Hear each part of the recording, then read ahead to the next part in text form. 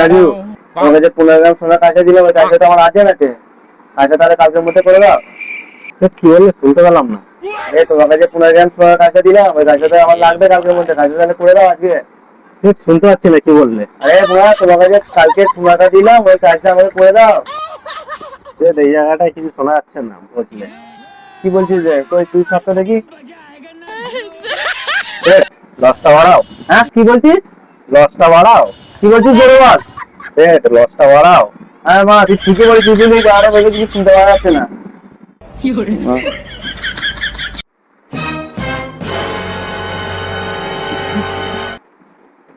মারা সেট সবে লাইনে এসছে।